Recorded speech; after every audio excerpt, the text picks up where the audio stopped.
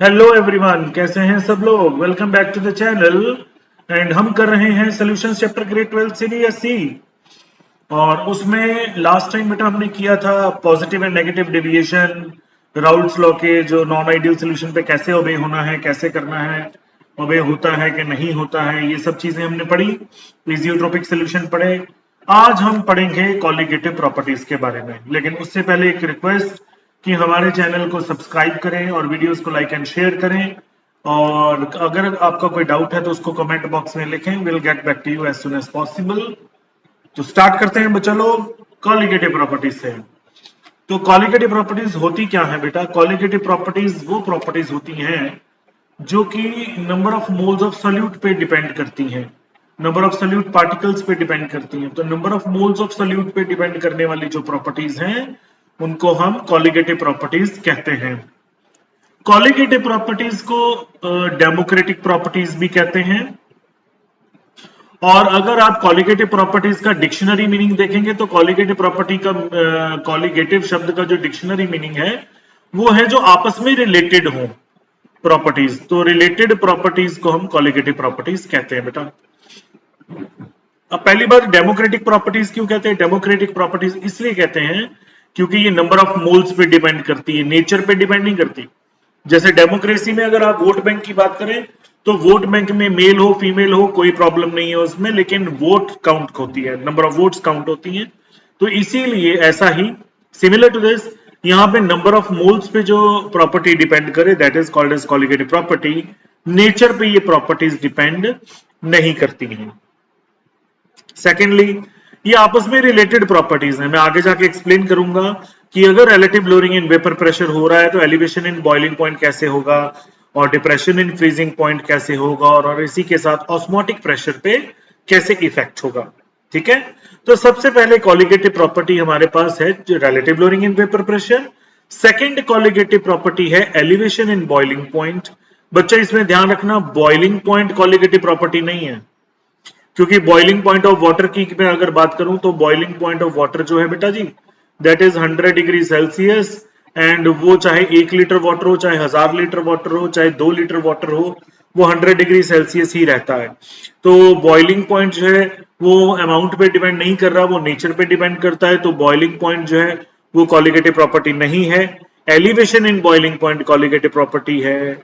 Similar to this freezing point colligative property नहीं होता, depression in freezing point colligative property है and osmotic pressure colligative property है। ठीक है जी, तो चलिए आगे बढ़ते हैं। सबसे पहली कॉलिगेटिव प्रॉपर्टी है हमारे पास relative lowering in vapour pressure. ये हमने पहले भी किया था कि अगर हम एक नॉन वोलेटाइल सॉल्यूट ऐड कर देंगे एक वोलेटाइल सॉल्वेंट में तो उसका जो वेपर प्रेशर है वो कम हो जाएगा। वेपर प्रेशर क्यों कम हो जाएगा? क्योंकि जो सरफेस एरिया अवेलेबल होगा जिससे वेपर्स बनेंगे वो कम हो जाएंगे, क्योंकि कुछ एरिया जो है, कुछ जो स्पेस है वो किसने ऑक्यूपाई कर रखी है? नॉन वोलेटाइल सॉल्यूट ने। तो जो सरफेस एरिया जिससे वेपर्स बनेंगे वो सरफेस एरिया कम हो जाएगा। अगर वो सरफेस एरिया कम हो जाएगा तो वेपर्स कम बनेंगे, वेपर्स कम बनने से जो वेपर प्रेशर है वो भी कम हो जाएगा। ठीक है, तो जब आप एक नॉन वोलेटाइल सॉल्यूट ऐड करते हो एक वोलेटाइल सॉल्वेंट में तो जो वेपर प्रेशर है वो कम हो जाता है। तो relative lowering in vapour pressure ये हमने फॉर्मूला पहले भी किया था, P naught minus P S upon P naught is equal to mole fraction of non volatile component. ये फॉर्मूला हमने किया था Raoult's law for non volatile solutes वाले में। ठीक है, तो अब मैंने इस मोल फ्रैक्शन को ओपन कर दिया, दैट इज उसके number of moles divided by total number of moles. और क्योंकि जो ये जो कॉलिगेटिव प्रॉपर्टीज हैं बेटा ये आइडियल सोल्यूशन की प्रॉपर्टीज हैं, और आइडियल सोल्यूशन तभी होता है जब वो डाइल्यूट हो। हमने पहले भी किया था जैसे जैसे कंसंट्रेशन बढ़ती जाएगी वैसे वैसे जो आइडियल बिहेवियर है वो कम होता जाता है, खत्म होता जाता है। तो डाइल्यूट सोल्यूशन के लिए आइडियल बिहेवियर होता है।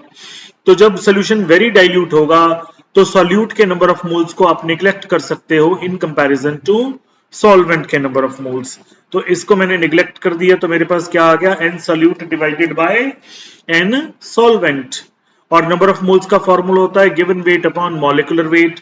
तो ये मैंने सॉल्यूट के लिए 2 प्रयोग किया है, तो given weight upon molecular wait, और सॉल्वेंट के लिए मैंने 1 लिखा है, तो m1 upon w1।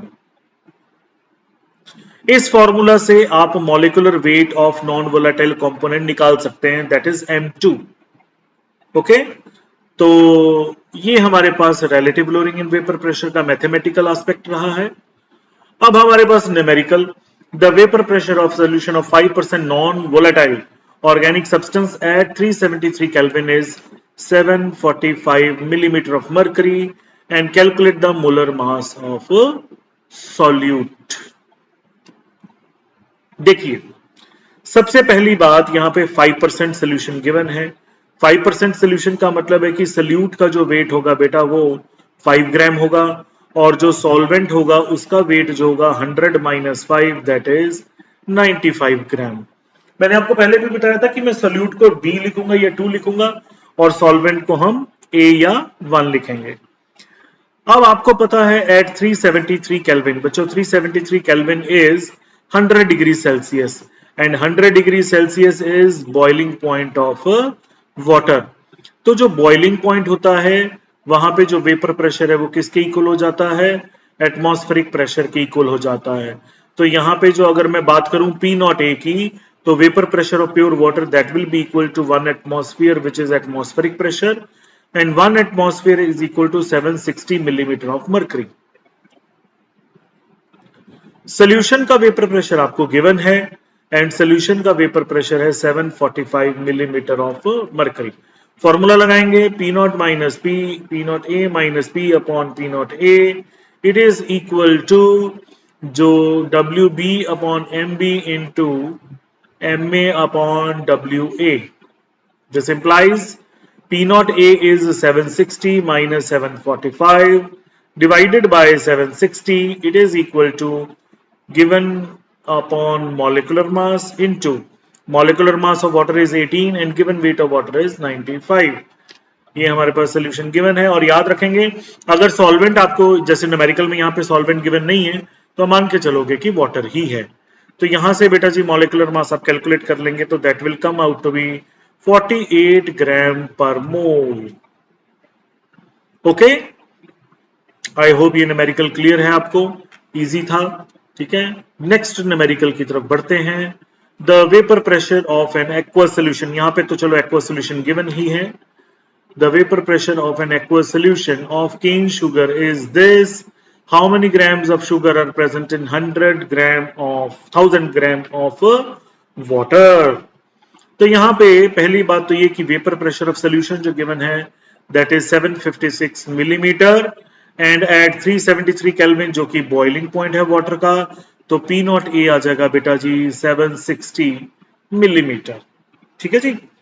WA solvent का वेट हमें गिवन है दैट इज 1000 ग्राम, और WB जो है बेटा जी वो आपने निकालना है, एंड शुगर आपको पता है दैट इज सुक्रोज, और सुक्रोज जो होती है C12H22O11 होता है, and molecular mass of sucrose is 342 gram per mole. ये हम यूज करेंगे, तो P naught A minus P upon P naught A that is equal to WB upon MB into MA upon WA। Clear? तो अब P naught की value है 760 minus 756 divided by 760, it is equal to given wait आपको जो WB है वो आपको calculate करना है, MB 342 into molecular mass of water is 18 and given weight of water is 1000 ग्राम। तो बेटा जी यहां से WB आप कैलकुलेट करोगे तो 100.5 ग्राम आपका आंसर आ जाएगा। इजी इजी इजी था, न्यूमेरिकल कोई खास इसमें था नहीं। ठीक है, चलिए आगे बढ़ते हैं। तो अगली कॉलिगेटिव प्रॉपर्टी है बेटा हमारे पास एलिवेशन इन बॉइलिंग पॉइंट। देखिए जैसे ही वेपर प्रेशर डिक्रीज हुआ, वेपर प्रेशर अगर डिक्रीज हो रहा है दैट मीन्स कि उसको आपको फिर और ज्यादा गर्म करना पड़ेगा ताकि आप उस वेपर प्रेशर को मेंटेन कर पाओ, और ज्यादा गर्म करना पड़ेगा दैट मीन्स कि जो बॉइलिंग पॉइंट है फिर वो बढ़ जाएगा। ठीक है, तो दैट बढ़ा हुआ boiling point is called as elevation in boiling point. ठीक है, इसको हम डेल्टा टीबी से रिप्रेजेंट करते हैं। ओके, ग्राफ की तरफ आइए, ग्राफ की तरफ हम ग्राफ को समझते हैं। तो ग्राफ में अगर आप देखेंगे तो सॉल्वेंट को हमने हायर लेवल पे बनाया बिकॉज सॉल्वेंट का वेपर प्रेशर ज्यादा, सोल्यूशन का वेपर प्रेशर कम, तो सोल्यूशन को लोअर लेवल पे बनाया। इस पॉइंट पे आके सॉल्वेंट का जो वेपर प्रेशर है वो एटमॉस्फेरिक प्रेशर के इक्वल हो गया। So this temperature is called as boiling point of solvent. इस पॉइंट पे आके जो सोल्यूशन का वेपर प्रेशर है वो एटमॉस्फेरिक प्रेशर के बराबर हो गया, तो ये वाला जो पॉइंट है that is boiling point of solution, ये 1 एटमॉस्फेयर गिवन है। तो ये जो डिफरेंस आया यहां पे that will be delta TB which is equal to delta TB, it is equal to TB minus T naught B, and TB is boiling point of solution minus boiling point of a solvent. तो हम words में याद रखेंगे इसको, boiling point of solution minus boiling point of solvent, क्योंकि कई books में ऐसा लिखा होगा, कई बुक्स में कुछ और तरीके से इसको सिंबल डाल दिया होगा, तो हम सिंबल्स की तरफ ना जाके इसको पूरा याद करेंगे। Delta TB is equal to boiling point of solution minus boiling point of solvent, क्योंकि सोल्यूशन का बॉइलिंग पॉइंट जो है वो ज्यादा है, सॉल्वेंट का जो बॉइलिंग पॉइंट है वो कम है। ग्राफ से भी यहां से पता चल रहा है ये सोल्यूशन का जो बॉइलिंग पॉइंट है ज्यादा, सॉल्वेंट का जो बॉइलिंग पॉइंट है वो कम। ठीक है जी, आगे बढ़ते हैं। देखा ये गया कि delta TB is directly proportional to molality. Molality वैसे भी कॉलिगेटिव प्रॉपर्टीज जो है वो नंबर ऑफ मोल्स पे डिपेंड करती हैं, और डायरेक्टली प्रोपोर्शनल का साइन हटाया तो हमने कांस्टेंट लगा दिया विच इज कॉल्ड एज केबी, और ये मैंने मोलैलिटी का फॉर्मूला लगा दिया। ये नंबर ऑफ मोल्स पर 1000 ग्राम ऑफ सॉल्वेंट लगा दिया, this is number of moles of solute, ये 1000 gram of solvent divided by weight of solvent. यहां से इस फॉर्मूला से आप M2 कैलकुलेट कर सकते हैं, मॉलिक्यूलर मास को डिटरमिन कर सकते हैं नॉन वोलेटाइल कंपोनेंट के elevation in boiling point colligative property से। ठीक है जी, तो अगर केबी की बात की जाए तो KB it is called as molal elevation constant. Very important, इसकी डेफिनेशन पेपर में सीबीएसई बोर्ड में कई बार आ चुकी है। तो मोलल एलिवेशन कांस्टेंट और इब्यूलियोस्कोपिक कांस्टेंट भी इसको कहा जा सकता है। अब डेल्टा टीबी हमें पता है that is equal to KB into M, तो यहां से केबी आ जाएगा डेल्टा टीबी अपॉन एम। अगर मैं m को 1 फिल कर दूं तो kb will be equal to delta tb when molality equal to 1. So molar elevation constant will be equal to elevation in boiling point of a solution of molality unity. Okay? या ऐसा कह लीजिए कि when 1 mole of the solute is dissolved in 1 kg of the solvent. kb के units कैसे आएंगे? kb is equal to delta tb upon m. Delta TB की unit है केल्विन, मोलैलिटी के यूनिट्स हैं मोल्स पर केजी, ये KG ऊपर चला गया तो आपके पास आ गया, एक सेकंड,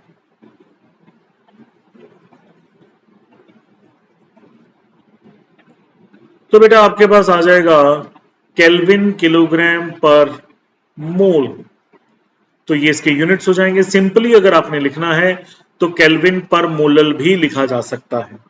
ठीक है, तो इससे हम मॉलिक्यूलर मास डिटरमिन कर सकते हैं इस कॉलिगेटिव प्रॉपर्टी से। यूनिट्स भी देख लिए, केबी की डेफिनेशन भी देख ली। अब आगे बढ़ते हैं न्यूमेरिकल्स की तरफ। 18 gram of glucose C6H12O6 is dissolved in 1 kg of water in a saucepan at what temperature of the solution। तो हमने boiling point of solution calculate करना है, केबी हमें गिवन है, प्योर वाटर का बॉइलिंग पॉइंट भी हमें गिवन है। तो यहां पे बेटा जी हमें WB कितना गिवन हो गया 18 ग्राम, जो कि वेट ऑफ ग्लूकोज है। WA कितना गिवन हो गया 1 kg, and 1 kg is equal to 1000 gram of water. Boiling point of solvent ये हमें गिवन है that is equal to 373.15 kelvin, and boiling point of solution आपने बेटा जी कैलकुलेट करना है। तो फॉर्मूला लगाएंगे क्या, delta TB is equal to 1000 into KB into WB upon MB into WA।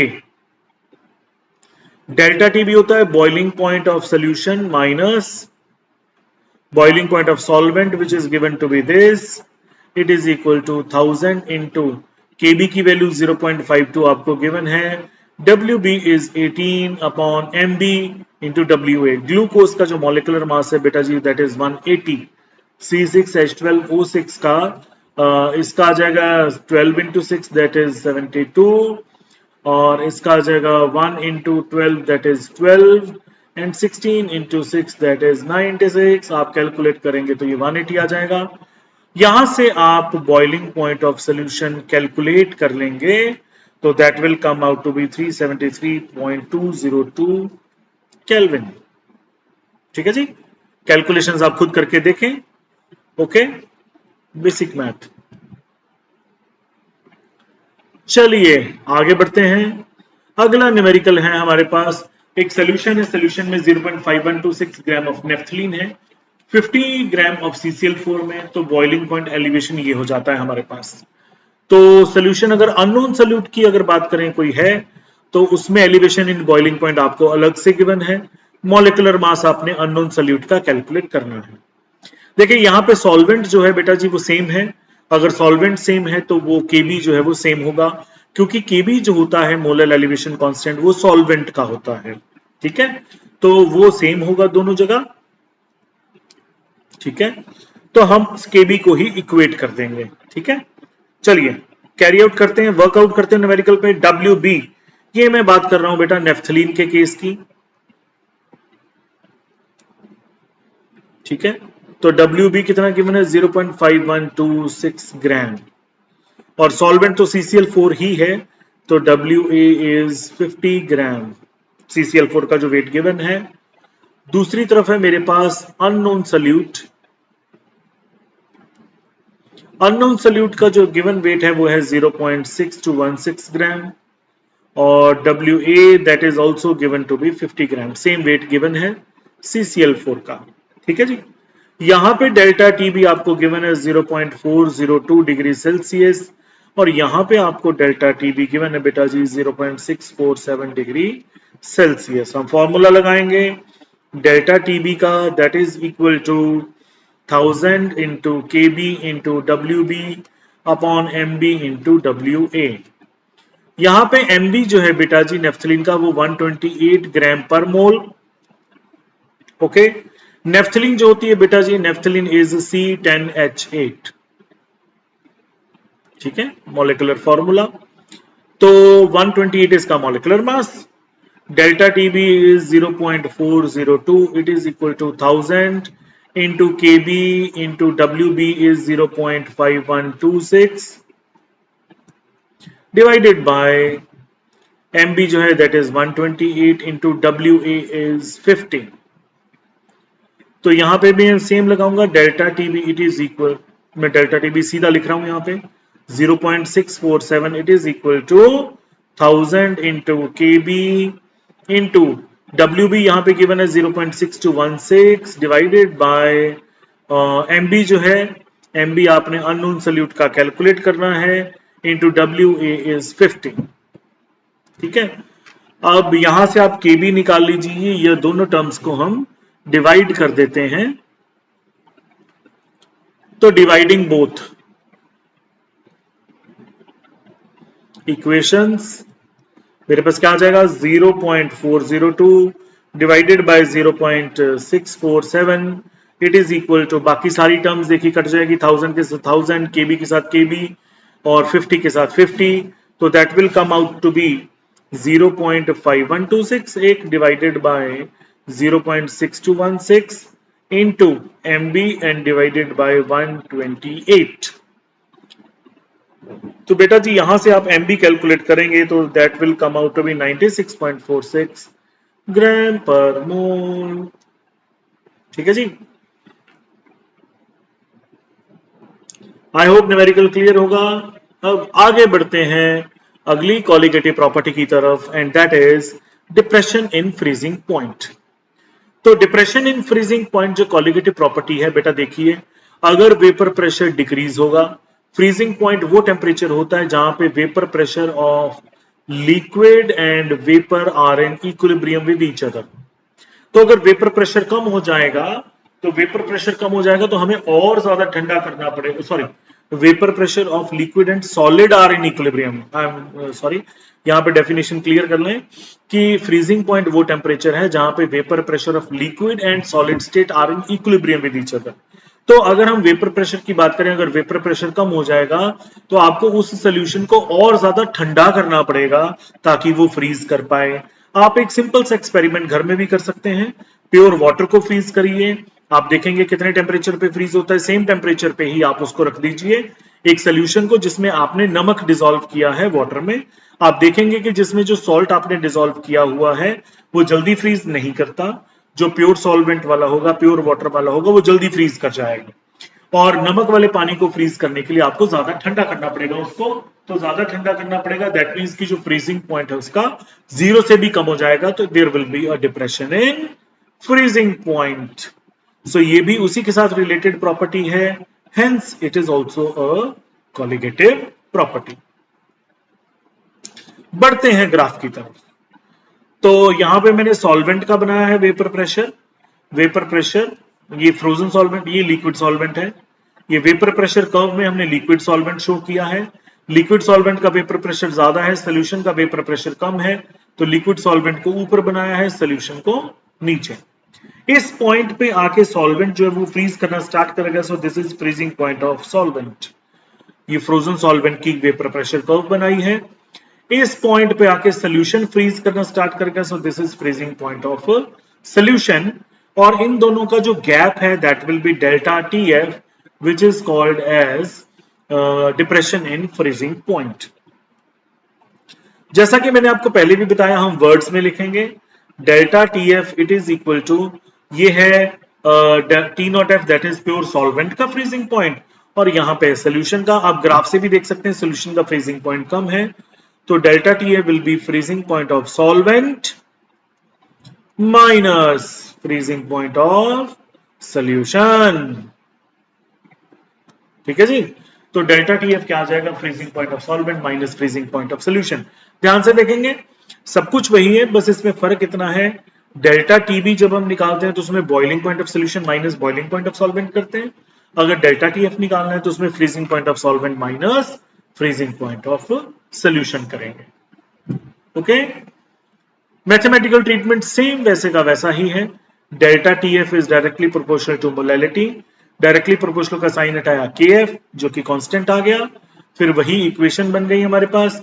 यहां पे केएफ आएगा बेटा, KF is molar depression constant और क्रायोस्कोपिक कांस्टेंट। डेफिनेशन हम उसी के हिसाब से लिखेंगे कि it will be defined as depression in freezing point when 1 mole of the solute is dissolved in 1 kg of the solvent. Units भी बिल्कुल सेम है, आप देख सकते हैं। ठीक है, और इस फॉर्मूला से आप मॉलिक्यूलर मास कैलकुलेट कर सकते हैं। बाकी सारी चीजें सेम है, बस बॉइलिंग की बजाय यहां पे फ्रीजिंग है। न्यूमेरिकल की तरफ बढ़ने से पहले एक बहुत इंपॉर्टेंट चीज दैट इज एंटी फ्रीज। ये बहुत बार ऐसा क्वेश्चन पूछा जा चुका है, इस बार भी बोर्ड में क्वेश्चन आया था। एंटी फ्रीज और डी आइसिंग एजेंट्स क्या होते हैं? डी आइसिंग का मतलब जो आइस ना बनने दें। तो एंटी फ्रीज का मतलब होता है ऐसे सब्सटेंसेस जो नॉन वोलेटाइल हो और जिनको हम वाटर में ऐड कर देते हैं ताकि उसका जो फ्रीजिंग पॉइंट है वो डिप्रेस कर देंगे, तो वाटर जो है वो 0 डिग्री सेल्सियस पे फ्रीज नहीं कर पाएगा, यानी कि उन्होंने उसको फ्रीज करने से रोक दिया, तो they are called as anti freeze. जैसे इथिलीन ग्लाइकोल है, कैल्शियम क्लोराइड है, सॉल्ट NaCl है।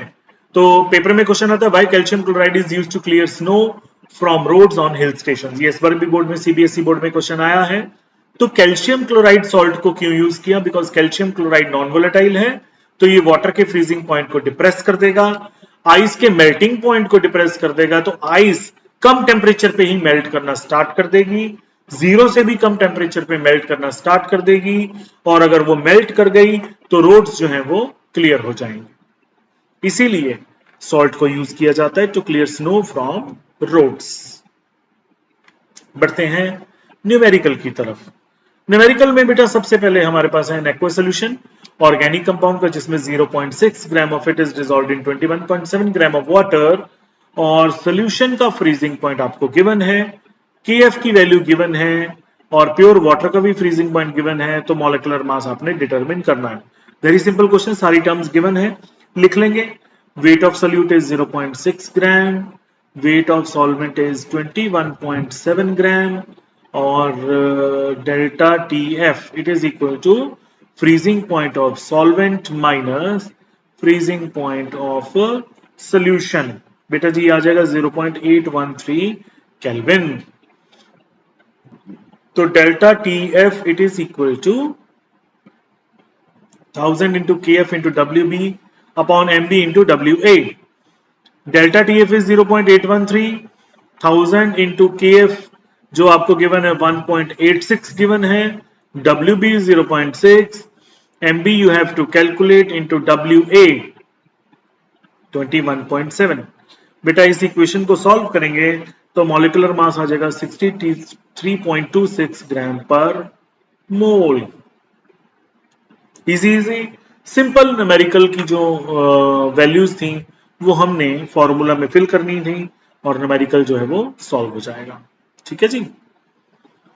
अगला question very important. Water is used in car radiators. In winter season ethylene glycol is added in water so that water may not freeze. ये हमने अभी पहले किया एंटी फ्रीज. तो assuming ethylene glycol to be non volatile, calculate the minimum amount of ethylene glycol. That means की solute का weight आपने calculate करना है. That must be added to 6 kg of water. तो WA इज 6 kg यानी कि 6000 gram. From preventing it from minus 0.30 degree Celsius यानी कि फ्रीजिंग पॉइंट ऑफ सोल्यूशन जो है that is minus 0.30 degree Celsius. Molar depression constant आपको given है और WB आपने कैलकुलेट करना है. Formula delta TF it is equal to 1000 into KF into WB upon MB into WA. Ethylene glycol जो होता है बेटा वो CH2OH होता है. डायोल है, ये 2 हाइड्रोक्सी ग्रुप है इसमें प्रेजेंट और इसका जो मॉलिक्यूलर मास है बेटा जी दैट इज 62 ग्राम पर मोल जो कि आपका MB हो जाएगा. तो delta TF is delta TF is 0.30 क्योंकि delta TF will be equal to freezing point of solvent minus freezing point of solution. Degree Celsius में तो यहां पे मैंने 0 लिया है, that will be plus 0.30 degree Celsius. मैंने डायरेक्टली इसकी वैल्यू फिल कर दी and that is equal to 1000 into KF जो है that is 1.86. WB you have to beta calculate. MB is 62 and WA is 6000 grams. तो बेटा जी यहां से आप WB कैलकुलेट कर लेंगे तो that will come out to be 60 gram. ठीक है जी. तो ये 60 ग्राम जो है इसका वेट आ गया नॉन वोलेटाइल सॉल्यूट का. 2 aqueous solutions containing respectively 7.5 gram of urea and 42.75 gram of substance X in 100 gram of water freeze at the same temperature. Calculate the molecular mass of X. ये question है बेटा हमारे पास. अब इस question को हम कैसे करेंगे, बहुत इजी है. देखिए क्योंकि solution freezes at the same temperature given है दैट मीन्स कि डेल्टा TF की वैल्यू जो होगी वो दोनों के लिए जो होगी वो सेम रहेगी. ठीक है. तो हम दोनों के लिए डेल्टा TF1 और डेल्टा TF2 दोनों के लिए वैल्यू सेम कर देते हैं. ठीक है. ये हम लिख देते हैं 1000 into KF into WB1 upon MB1 into WA. It is equal to 1000 into KF into WB2 divided by MB2 into WA. ठीक है. और X gram 100 gram of water given है तो WA कैंसिल, 1000 कैंसिल क्योंकि दोनों तरफ वाटर है तो KF कैंसिल. तो हमारे पास क्या बना WB1 upon MB1 it is equal to WB2 upon MB2. यहाँ पे WB1 बेटा 7.5 गिवन है और यूरिया है. यूरिया बेटा होता है जी NH2 CONH2 और इसका जो बेटा मॉलिक्यूलर मास है दैट इज 60 ग्राम पर मोल. तो डिवाइडेड बाय 60 कर देंगे और WB2 42.75 गिवन है. इसका मॉलिक्यूलर मास आपने कैलकुलेट करना है. तो यहाँ पे जी मॉलिक्यूलर मास आ जाएगा 342 ग्राम पर मोल. आप इसको सॉल्व करेंगे तब. ठीक है जी. Very easy. तो चलिए अब आगे बढ़ते हैं। आगे हमारे पास जो नेक्स्ट कॉलिगेटिव प्रॉपर्टी है बेटा, that is osmotic pressure. Osmotic pressure वो होता है जो एक्सेस प्रेशर हम सोल्यूशन साइड की तरफ लगाएं ताकि ऑस्मोसिस को रोक सकें। अब सबसे पहली बात, ऑस्मोसिस क्या होता है? तो ऑस्मोसिस सबसे पहले हम पढ़ेंगे। ऑस्मोसिस क्या होता है? मान लीजिए ये फ्रेश वाटर है, एक तरफ फ्रेश वाटर रखा हुआ है, दूसरी तरफ हमने सॉल्ट वाटर रखा हुआ है, बीच में ये सेमी परमिएबल मेम्ब्रेन लगी हुई है। सेमी परमिएबल मेम्ब्रेन ऐसी मेम्ब्रेन होती है जिसमें से सॉल्वेंट मॉलिक्यूल्स तो पास हो जाते हैं, सोल्यूट मॉलिक्यूल्स जो है वो पास नहीं हो पाते। तो अगर हम सिंपल ऑस्मोसिस की बात करें तो यहाँ पे फ्रेश वाटर है, यहाँ पे सॉल्ट वाटर है। सॉल्ट क्योंकि नॉन वोलेटाइल है तो यहाँ पे जो सोल्यूशन है इसका वेपर प्रेशर कम होगा, इसका वेपर प्रेशर ज्यादा होगा, तो अपने हायर प्रेशर से वेपर्स लोअर प्रेशर की तरफ मूव करेंगे through a semi permeable membrane, that is called as osmosis. Diagram में रिवर्स ऑस्मोसिस की यूज कर रहा हूं लेकिन और समझा मैं ऑस्मोसिस ही रहा हूं। तो यहां पे भी हमने relative lowering in vapour pressure term use किया, so it is also a colligative property. तो वेपर प्रेशर जहां पे ज्यादा है फ्रेश वाटर का, वहां से वेपर जो है वो सॉल्वेंट मॉलिक्यूल्स जो है वो सेमी परमिएबल को मेम्ब्रेन को पास करते हुए सोल्यूशन साइड की तरफ जाते हैं। This process is called as osmosis. जिस तरफ सॉल्वेंट मॉलिक्यूल्स जा रहे हैं, या ऐसा कह लीजिए जो सॉल्वेंट मॉलिक्यूल्स को गेन कर रहा है, उसको बोला जाता है कि वो एंडोस्मोसिस शो कर रहा है, और जहां से सॉल्वेंट मॉलिक्यूल्स एग्जिट कर रहे हैं तो that is said to show exosmosis. ठीक है जी। तो ये दो टाइप्स होगी ऑस्मोसिस की, एंडोस्मोसिस एंड एक्सोस्मोसिस। अब मैं क्या करूंगा, ऑस्मोसिस को रोकने के लिए इधर सोल्यूशन साइड पे प्रेशर लगाऊंगा। तो सोल्यूशन साइड पे मैं प्रेशर लगाऊंगा, तो जितना प्रेशर मैं सोल्यूशन साइड पे लगाऊंगा ताकि जो सॉल्वेंट की एंट्री है इधर से इधर जो हो रही थी वो रुक जाए, that pressure applied is called as बेटा ऑस्मोटिक प्रेशर। ठीक है जी। तो अब ऑस्मोटिक प्रेशर आपको क्लियर होगा कि ऑस्मोटिक प्रेशर वो एक्सेस प्रेशर है जो कि हम यूज करेंगे ताकि जो सॉल्वेंट की एंट्री है वो रुक जाए, that is called as osmotic pressure. Osmotic pressure is equal to CRT. It is denoted by pi. C is molar concentration, R is gas constant, जो यहाँ पे हम solution constant बोलेंगे इसको, and T is temperature in Kelvin. तो ये हमारे पास relation हो गया, pi is equal to CRT. Molar concentration का formula number of moles per unit volume कर दिया मैंने, तो number of moles per unit volume हो गया। ये वॉल्यूम इधर लगे तो pi V is equal to NRT, और आप देख सकते हैं this equation matches to the ideal gas equation. तो वैन हॉफ ने ये कहा कि जो आइडियल डाइल्यूट सोल्यूशन होता है वो आइडियल गैस की तरह भी बिहेव कर सकता है जब उसका वेपर प्रेशर वगैरह डिटरमिन किया जाए। तो pi V is equal to NRT और नंबर ऑफ मोल्स का formula given weight upon molecular weight. यहां से आप M2 कैलकुलेट कर सकते हैं which is molecular weight of non volatile component. Okay. अब है रिवर्स ऑस्मोसिस।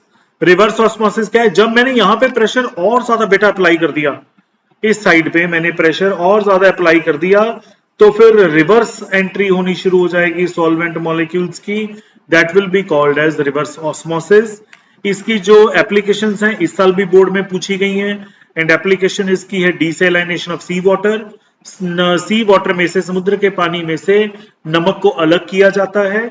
आरओ जो हम यूज करते हैं वाटर प्यूरिफायर्स घर पे, वो भी इसी की एक एग्जांपल है, उसमें वाटर प्यूरिफिकेशन यूज की जाती है। वेस्ट वाटर ट्रीटमेंट में भी, फूड एंड बेवरेज प्रोसेसिंग में भी इसको यूज किया जाता है। ठीक है। नेक्स्ट हमारे पास है आइसोटोनिक सॉल्यूशंस। आइसोटोनिक सॉल्यूशंस बेटा वो सॉल्यूशंस होते हैं जिनका ऑस्मोटिक प्रेशर सेम हो। तो पाई 1 इट इज इक्वल टू पाई 2, इसको मैं लिख देता हूं C1RT, इसको मैं लिख देता हूं C2RT। अगर टेम्परेचर कांस्टेंट है तो RT कैंसिल हो जाएगा और C1 will be equal to C2। तो आइसोटोनिक सॉल्यूशंस के लिए मोलैरिटीज भी इक्वल होंगी बशर्ते कि जो टेम्परेचर है वो कांस्टेंट हो। ओके। और जिसका हायर ऑस्मोटिक प्रेशर होता है उसको हाइपरटोनिक बोला जाता है, जिसका लोअर ऑस्मोटिक प्रेशर होता है बेटा उसको हाइपोटोनिक बोला जाता है। ओके। ये तीन तरह के हो गए, आइसोटोनिक, हाइपोटोनिक, हाइपरटोनिक।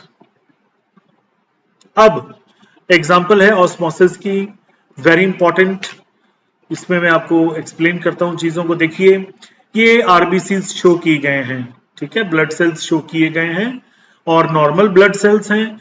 ये 0.91% NaCl सोल्यूशन के साथ आइसोटोनिक होते हैं। आइसोटोनिक का मतलब है कि इनके साथ इनका ऑस्मोटिक प्रेशर सेम होता है, यानी कि ना एंट्री होगी ना लॉस होगा वाटर मॉलिक्यूल्स का, so there is no net movement of water. इसीलिए आपने देखा होगा जब भी कोई ड्रिप वगैरह लगाते हैं सर्जरीज में, या किसी को अगर कोई ड्रिप वैसे लगती है एंटीबायोटिक वगैरह की, तो दैट जो नॉर्मल सलाइन सोल्यूशन होता है that is 0.91% solution of NaCl। अब मान लीजिए आरबीसीज को मैंने प्लेस कर दिया और इधर जो आउटर कंसंट्रेशन है वो 0.91% NaCl कंसंट्रेशन से ज्यादा है। अब अंदर कंसंट्रेशन कम है आरबीसीज के और बाहर कंसंट्रेशन सल्यूट की ज्यादा है, यानी कि सॉल्वेंट अंदर ज्यादा होगा और बाहर कम है, तो सॉल्वेंट जो है वो बाहर आना स्टार्ट हो जाएगा और जो आरबीसीज हैं वो श्रिंक कर जाएंगे। This is called as plasmolysis. लेकिन अगर डाइल्यूट सॉल्यूशन में मैंने उनको डाल दिया तो डाइल्यूट सॉल्यूशन में क्या होगा बेटा, डाइल्यूट सॉल्यूशन में लेस देन 0.91% कंसंट्रेशन है, तो सॉल्वेंट जो है वो अंदर जाएगा, आरबीसी के अंदर जाएगा, तो आरबीसी जो है वो स्वेल कर जाएंगे और इवन बर्स्ट कर जाएंगे।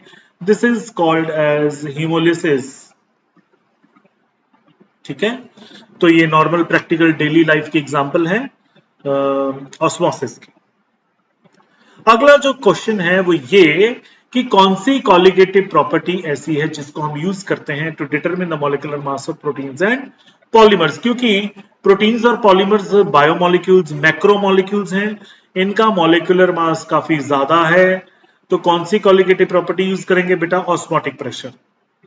पहला पॉइंट ये कि ऑस्मोटिक प्रेशर क्यों यूज करेंगे, क्योंकि जो बॉइलिंग पॉइंट, एलिवेशन या डिप्रेशन इन फ्रीजिंग पॉइंट है वो कॉलिगेटिव प्रॉपर्टीज की वैल्यू इतनी छोटी आती है कि उसको हम मेजर नहीं कर पाते, लेकिन ऑस्मोटिक प्रेशर को हम इजीली मेजर कर पाते हैं। 10⁶ मॉलिक्यूलर मास के लिए जो ऑस्मोटिक प्रेशर की वैल्यू आती है वो नियरली 10⁻³ एटमॉस्फेयर आती है, which can be easily measured. फिर सेकंड पॉइंट क्या है, बायोलॉजिकल मॉलिक्यूल्स होते हैं प्रोटीन्स, वो हायर टेम्परेचर पे स्टेबल नहीं होते, उनकी डीनेचुरेशन हो जाती है, तो लोअर टेम्परेचर पे भी स्टेबल नहीं होते, तो ऑस्मोटिक प्रेशर तो हम रूम टेम्परेचर पे भी मेजर कर सकते हैं। तो इसीलिए ऑस्मोटिक प्रेशर बेस्ट प्रॉपर्टी है to determine the molecular mass of proteins and polymers. Third point है ऑस्मोटिक प्रेशर में हम मोलैरिटी यूज करते हैं which is simpler to measure. बाकी सारे मेथड्स में हम मोलैलिटी यूज करते हैं जो कि थोड़ा डिफिकल्ट है मेजर करने के लिए, इसीलिए ऑस्मोटिक प्रेशर जो है वो बेस्ट कॉलिगेटिव प्रॉपर्टी है to determine the molecular mass of proteins and polymers. चलिए उसके बाद numerical, osmotic pressure of a solution containing 7 gram of protein dissolved in 100 ml of solution is 25 millimeter of mercury at body temperature and calculate the molecular mass of protein। तो देखिए WB कितना given है हमें बेटा, 7 ग्राम, volume of solution जो given है बेटा जी दैट इज 100 ml। 100 ml है तो इसको लीटर में करने के लिए 1000 से डिवाइड करेंगे तो ये 0.1 लीटर आ जाएगा। पाई आपको गिवन है 25 मिलीमीटर, इसको एटमॉस्फेयर में करेंगे by dividing it by 760 which comes out to be 0.0327875 atmosphere, ठीक है जी, 895 एटमॉस्फेयर। अब फॉर्मूला लगाएंगे, pi is equal to CRT, C है WB upon MB into RT upon V।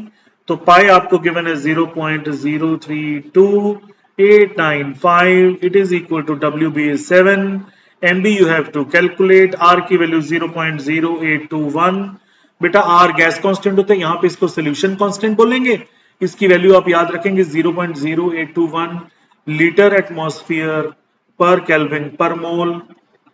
दूसरी वैल्यू है 8.314 जूल पर केल्विन पर मोल एंड तीसरी वैल्यू है इसकी जो नॉर्मली यूज करते हैं दैट इज 2 कैलोरी पर केल्विन पर मोल।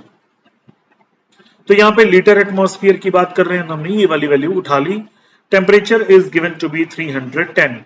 तो बेटा जी यहां से आप MB कैलकुलेट करेंगे तो 514 54126.7 U आ जाएगा।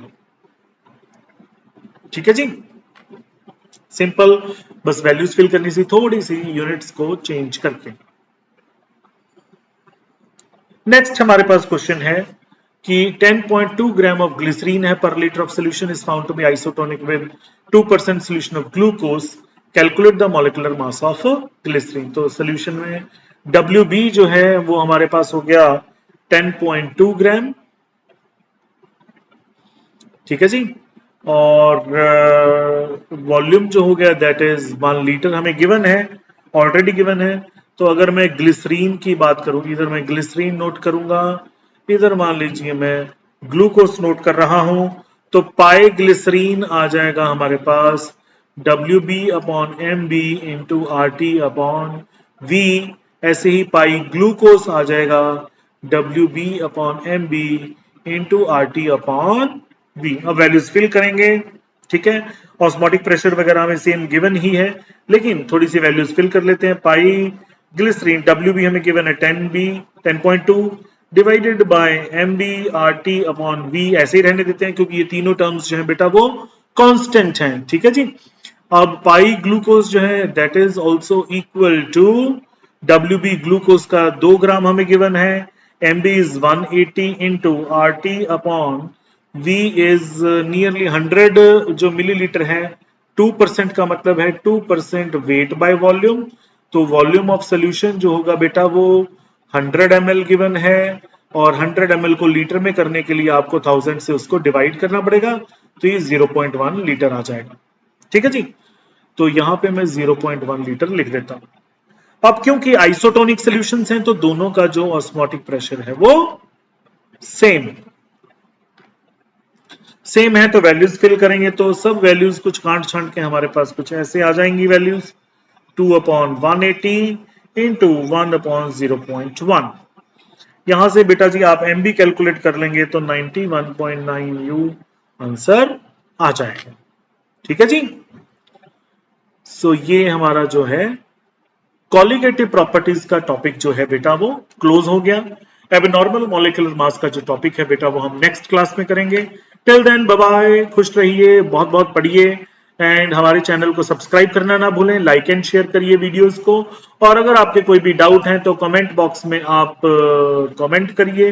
Will get back to you as soon as possible. Thank you, bye bye.